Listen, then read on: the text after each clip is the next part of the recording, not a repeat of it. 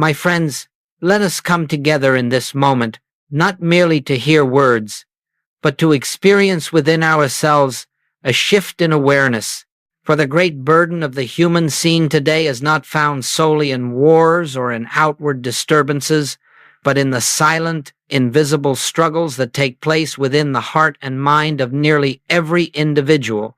It makes no difference how long one has walked the spiritual path, nor how sincere one has been in prayer or meditation. Still, there arise moments when anxiety, depression, or a deep heaviness of spirit seems to settle upon us. And some, looking upon these experiences, imagine they have failed spiritually, that something is wrong with their practice or their faith. But I would like you to understand from the very beginning that these states are not personal failures, nor are they signs of weakness. They are simply the universal beliefs of the human mind pressing themselves upon consciousness, seeking acceptance. You see, we have lived for centuries with the notion that our emotional states originate within ourselves, that they have something to do with our character, our worth, or our spiritual maturity. Yet this is one of the greatest misunderstandings of the spiritual life. The fear you feel is not your fear. The sadness you experience is not your sadness. These are the impersonal suggestions of the collective human mentality, and the moment you begin to see them in that light, a great weight lifts from your shoulders. For you realize that you are not responsible for what the human thought world presents to you. You are responsible only for your response, whether you accept these suggestions as true or whether you turn quietly inward and recognize the presence of God at the center of your being. Now, let us set the purpose of our time together. We are not here to fight emotion, to overcome it, to conquer it, or to destroy it. We are here to rise above the mental atmosphere in which these conditions appear. We are here to discover that peace is not something we manufacture by effort, but something revealed when we become still enough to sense the kingdom of God already present within us. And as we proceed, I ask you not to struggle with the concepts, nor to try to force any experience, but simply to listen with the inner ear. Let whatever truth is meant for you make itself known. For truth revealed is truth that acts, truth that heals, truth that dissolves the clouds of fear and reveals the light that has never been absent from your being. And so we begin with this assurance. There is a peace already established within you. There is a presence that has never wavered, never faltered, never left you for a single moment. Anxiety may come as a shadow, depression as a passing fog, but neither has the power to touch the divine center of your being. When we learn to rest in that center, even for a moment, the false sense begins to break and the true light begins to shine. Now, let us continue, for it is essential that we clear away one of the most persistent misunderstandings on the spiritual path. Many earnest students come to me and say, "Joel, I have meditated, I have prayed, I have studied the truth. Why then do I still feel fear? Why does anxiety arise? Why does the shadow of depression still cross my path?" And my answer has always been the same, because you are still expecting the human mind to be something it can never be. The human mind, the natural mind, was never endowed with peace. It was never created to be the instrument of spiritual realization. It is merely an avenue through which thoughts pass, some pleasant, some troubling, some inspired, some disturbing. And when you judge your spiritual progress by the condition of the human mind, you are measuring the infinite by the most limited instrument available. You are attempting to gauge the ocean by looking at a single wave. You see, the mistake lies in identifying yourself with the activity of the mind. When a fearful thought arises, you say, "I am afraid." When a heavy feeling emerges, you say, "I am depressed." But this is not the truth. These experiences occur within the human mentality, but the human mentality is not yourself. You are not the mind. You are the awareness that beholds the mind. And as long as you attempt to purify, strengthen, or perfect the human mind, you will remain entangled in its fluctuations because you have not yet recognized your true identity. Let me say this as plainly as I know how. The spiritual path is not the improvement of the human self, but the discovery of the self that has always been perfect. This is why spiritual people sometimes suffer more acutely than others. They are still trying to use truth as a mental tool, still trying to apply principles to the human mind, still trying to make the mind peaceful, harmonious, or joyful, and yet the mind, by its very nature, is incapable of sustained peace. Peace comes only from the realization of the presence at the center of your being, not from the manipulation of mental states. The human mind says, I must get rid of this fear. But the spiritual consciousness says, this fear is not mine. It is an appearance without substance. The human mind says, why am I still struggling? But the spiritual consciousness says, the struggle belongs to the human sense of life, not to my true being. Do you see? You are not failing. You are awakening. And part of awakening is the recognition that suffering continues only as long as we look to the human mind for comfort or guidance. The moment you turn within, not to improve the mind, but to rise above it, you begin to taste a peace that does not depend on thoughts, emotions, or circumstances. So let us lay aside this burden of self-condemnation. Let us cease measuring our spiritual maturity by the movement of thought or mood. Your spiritual identity has never been touched by anxiety. It has never been dimmed by depression. These are experiences of the outer self, the finite self, the self of appearances, not the self that lives in God, and as God's expression. Remember this. Your suffering persists only when you try to heal the person you think you are, instead of awakening to the presence you truly are. When this distinction becomes clear, half the battle is won.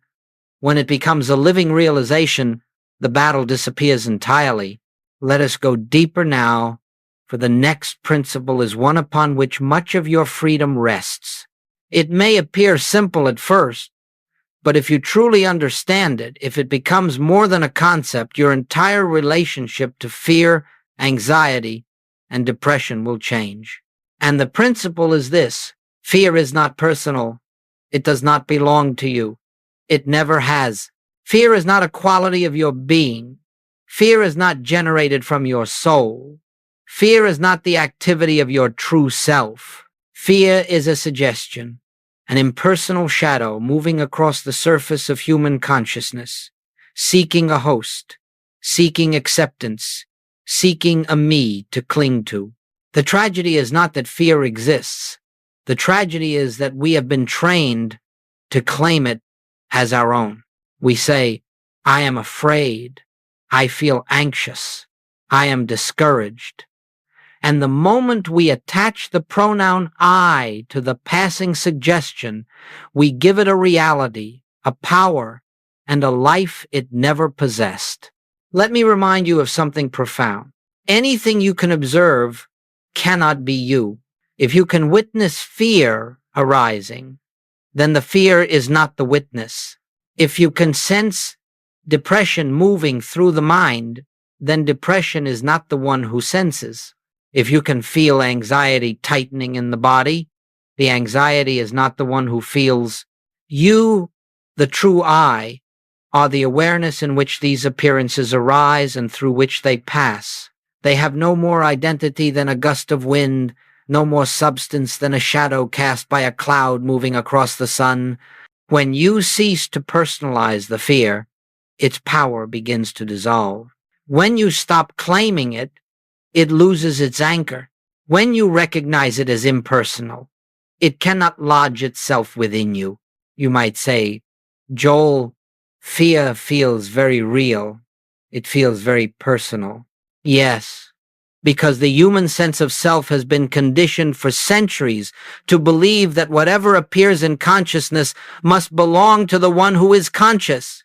But this is the very error we are learning to correct, just as you would not call every image on a movie screen your life, nor should you call every thought or emotion that passes before your mental eyesight yourself. Fear is not personal. It is a universal belief in separation, a belief that there is something apart from God, something that can threaten, something that can harm. And because this belief is universal, it seeks expression through any mind that will accept it. But the moment you understand that fear is an impersonal suggestion, you rob it of its only strength, your belief in it. Do not resist it. Do not fight it. Do not try to cast it out. Simply recognize with quiet clarity. This fear is not mine. It is not of God. It has no law, no substance, no power. It is an appearance without reality. Then watch how it loosens. Watch how it slips away. Watch how it fades without struggle. Every time you respond to fear as an impersonal shadow, you rise a little higher in consciousness. You establish yourself more firmly in the awareness that your true being is untouched by the movements of the human mind. And slowly, gently, the inner atmosphere begins to clear, revealing the peace that has always been present beneath the turbulence. Now we can move forward, for this understanding becomes the bridge to the next great truth. That the kingdom you seek, the peace, the joy, the assurance is not something to be attained. It is already established within you, waiting only for recognition. Now that we understand the impersonal nature of fear, let us move deeper into the heart of truth, the recognition of the kingdom within. For without this recognition, we may succeed in calling fear impersonal, yet still feel vulnerable, still feel as though we must defend ourselves against the movement of the mind or the fluctuation of emotion. But once the kingdom is understood not as a distant hope, not as a future attainment, not as a reward for spiritual effort, but as the very center of your being, you discover a peace that transcends anything the human mind has ever known.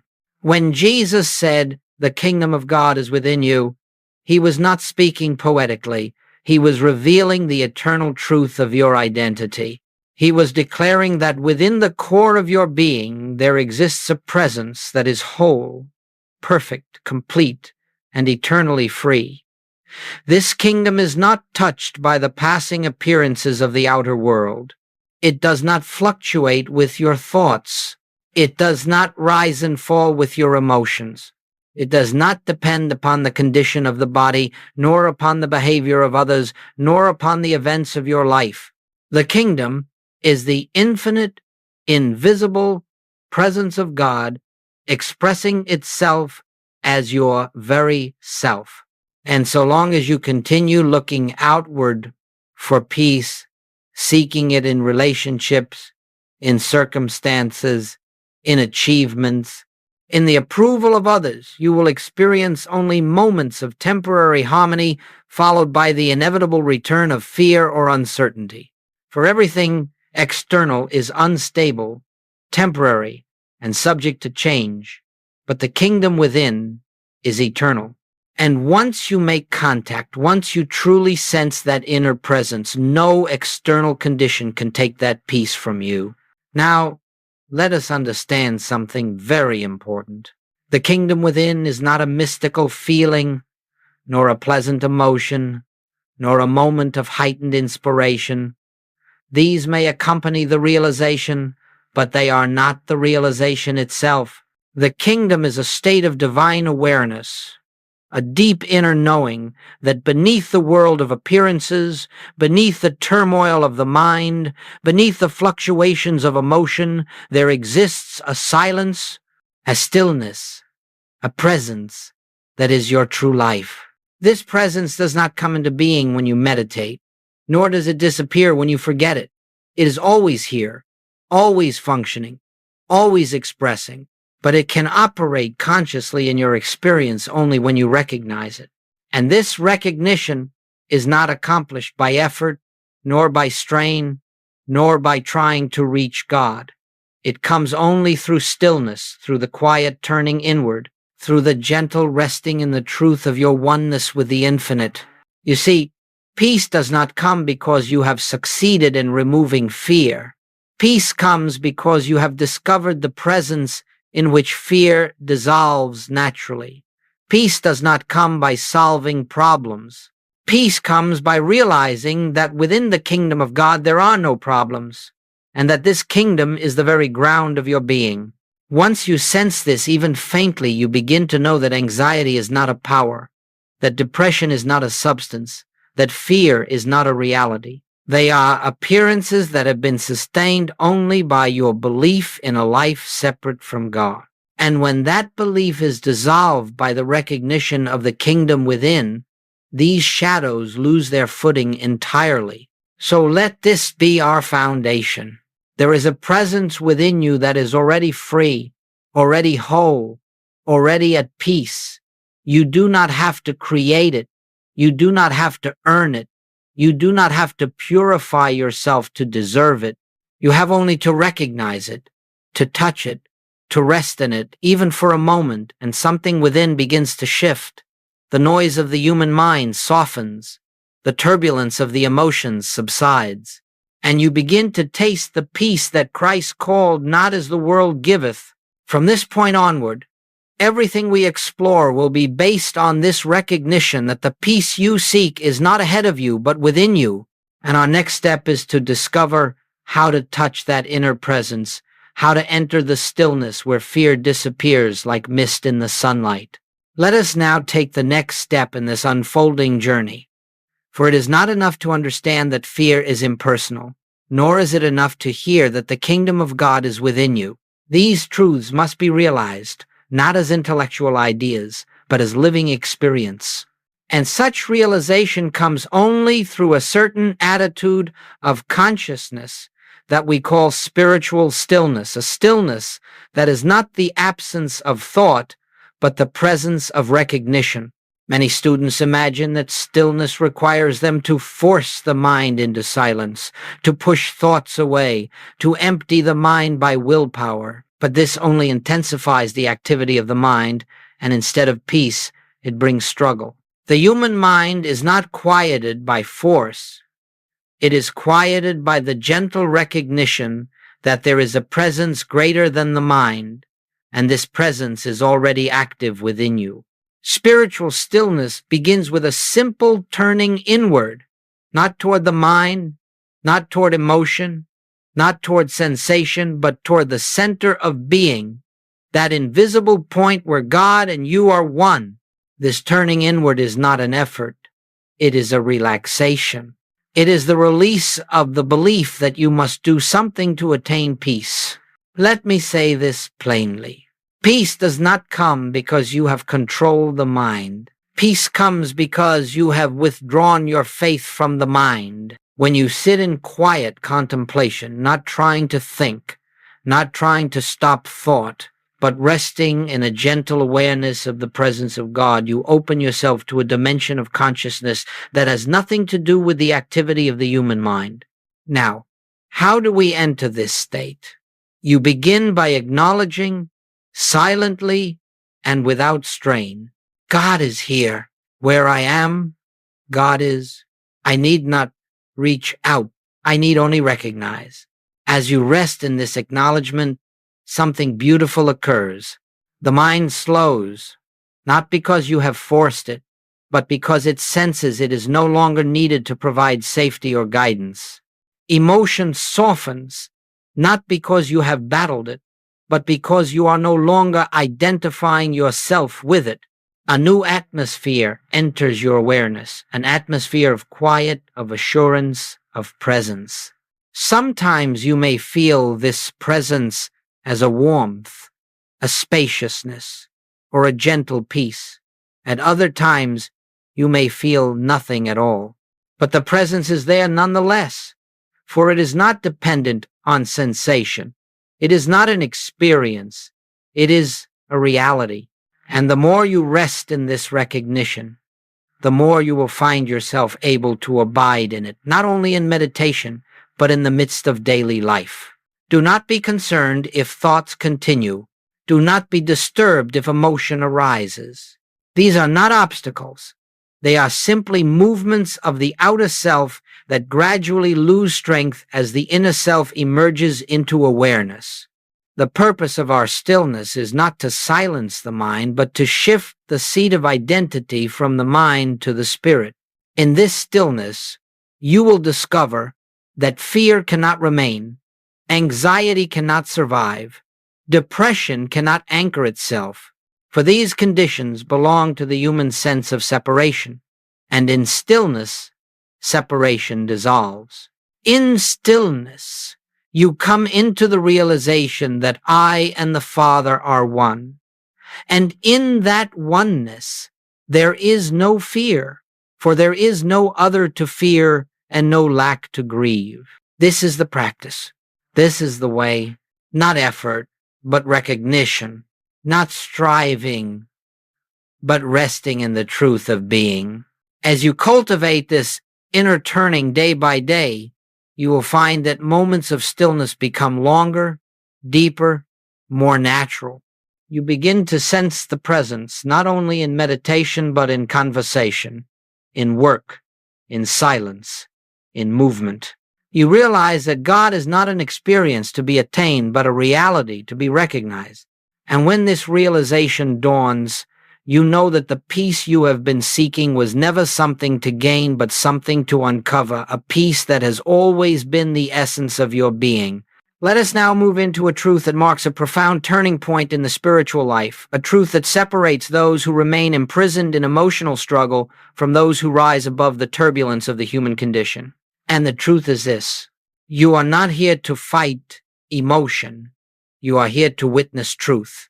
As long as you continue battling anxiety, resisting depression, or striving to silence fear, you remain engaged on the level of the very mind that produced these conditions. The moment you wrestle with emotion, you grant it power. The moment you resist fear, you affirm its reality. The moment you attempt to overcome depression, you strengthen its position by accepting it as something that must be conquered. But the spiritual life does not ask you to fight shadows. It asks you to turn toward the light. The shift that must take place, the great and liberating shift, is from reacting to emotion to simply witnessing it, from personalizing feeling to recognizing its impersonal nature, from striving to change the outer atmosphere to resting in the truth of your inner being. Let me illustrate this for you. When fear arises, the human mind instantly contracts. It says, I must escape this. I must push it away. I must protect myself. And in that very moment, the fear is accepted as a power, as a presence, as something that has authority. But the spiritual consciousness says, this is not my fear. This is nothing but a suggestion. Let me remain still and let truth reveal itself. You see the difference? One response strengthens the fear. The other dissolves it. Likewise, when sadness or heaviness appears, the human sense says, why is this happening to me? It personalizes the emotion. It wraps identity around the appearance. But the spiritual consciousness gently observes, this too is not mine. This is a passing shadow. Let me rest in the presence that remains untouched. In this shift from fighting to witnessing, a remarkable liberation takes place. The moment you stop struggling with emotional states, they lose the very fuel that sustains them. Like fire deprived of oxygen, they begin to fade. You are not required to fix emotion. You are not required to manage it.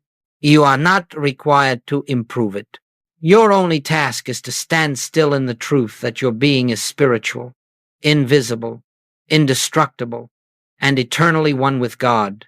Now, you may ask, Joel, Does this mean I should ignore my feelings or pretend they are not there? Oh, no, my friends. We do not deny emotion. We deny its power. We do not suppress it. We refuse to claim it. We do not resist it. We see through it. And we do so by anchoring ourselves in the inner realization that the presence of God is the only reality of our being. As you continue to witness rather than fight, a new clarity arises. You begin to discern that every emotional disturbance is nothing but the mind reacting to an illusion of separation. When you stop reacting and simply rest in the awareness of oneness, the illusion dissolves. This is the great shift from the noise of the human mind to the silence of the divine presence, from struggling with shadows to beholding truth, from attempting to change appearances to abiding in the reality that never changes. And in that abiding, fear loses its identity, depression loses its anchor, anxiety loses its momentum, for you have withdrawn the only power they ever possessed, your belief in them. This is not a fast process, nor is it a slow one. It is an unveiling. It is the dawning of light.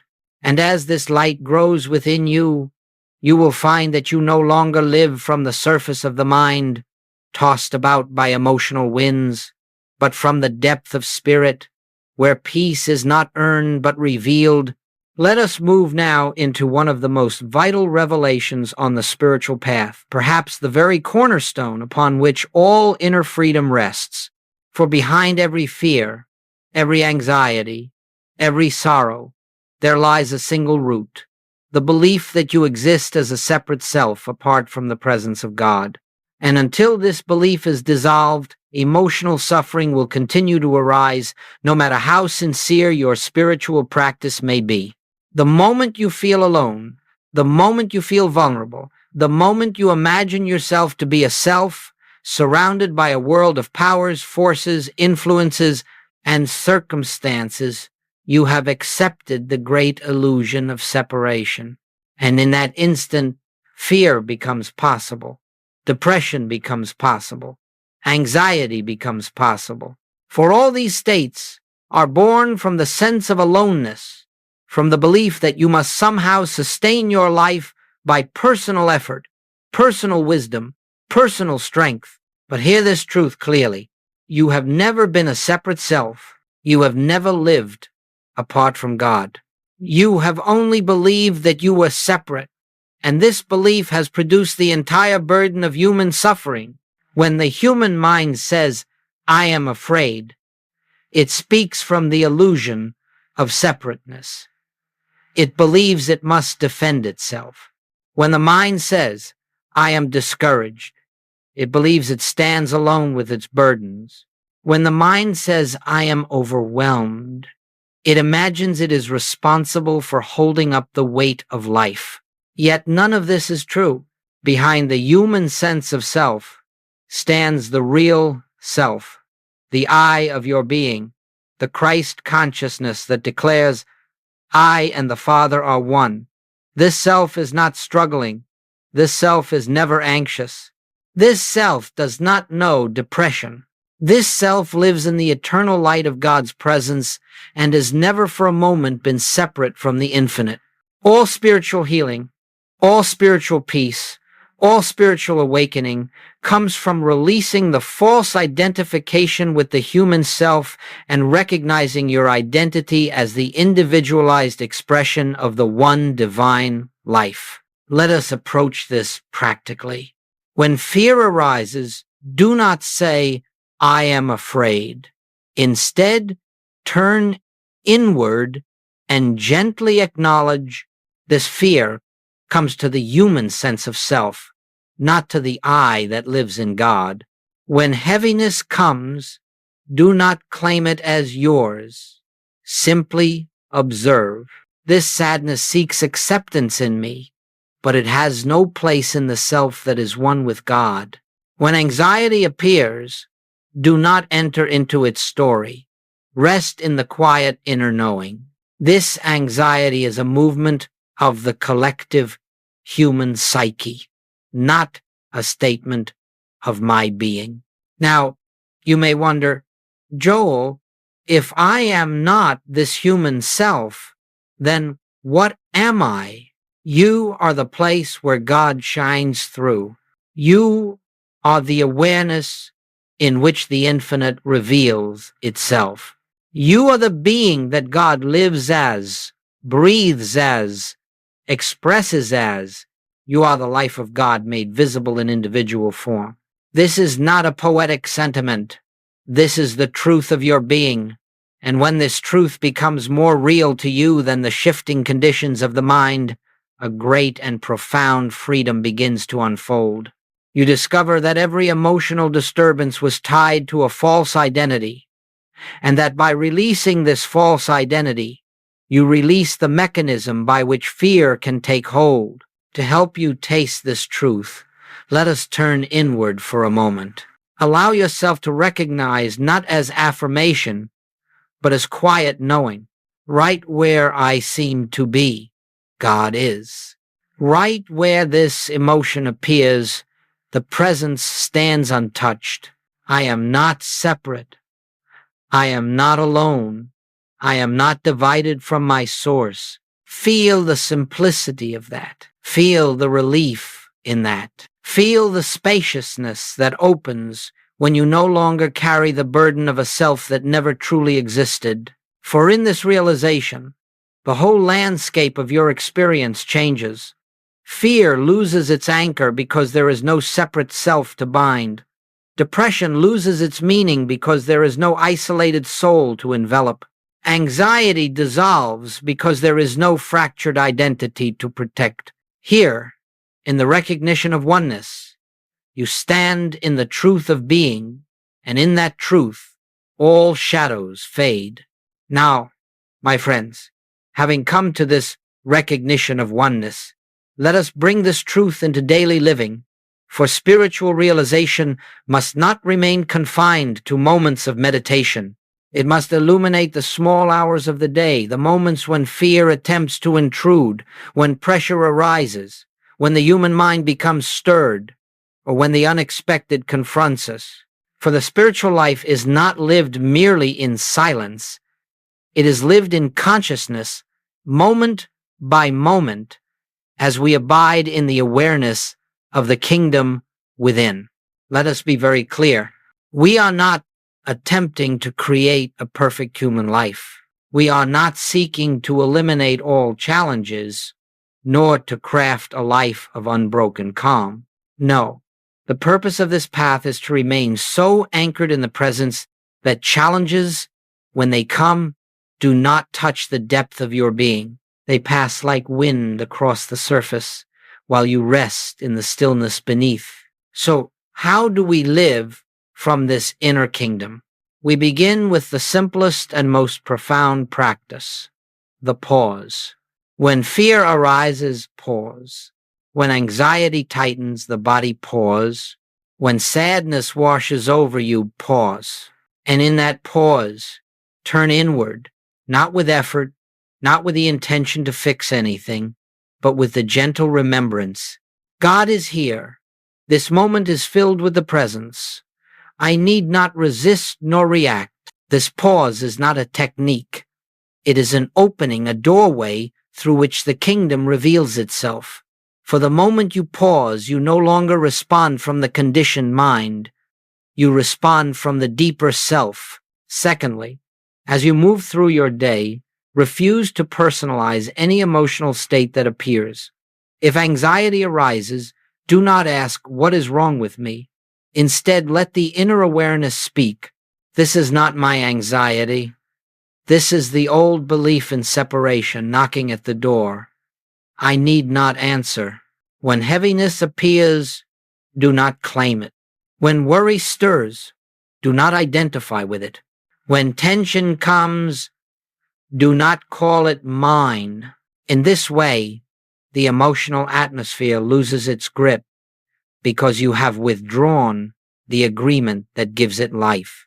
Thirdly, allow yourself regular moments, brief effortless moments of quiet recognition. You may not always have time to sit in meditation, but you always have time to remember, I am not separate. The presence is here. Even a single breath of recognition can shift the tone of an entire hour. Fourth, as you go about your tasks, speaking, working, listening, remind yourself that you are not the one doing these things by personal power. Behind your actions stands the infinite. Behind your words moves the spirit. Behind your thoughts flows a deeper intelligence. As this awareness grows, you discover that burdens lighten, decisions become clearer, and life moves with greater harmony, not because you are controlling it, but because you are no longer attempting to live life as a separate self. Finally, when you face difficulties, and they may come, do not fall into the old habit of panic or self-blame. Simply turn within and rest in the inner assurance. The presence that lives as me is already here.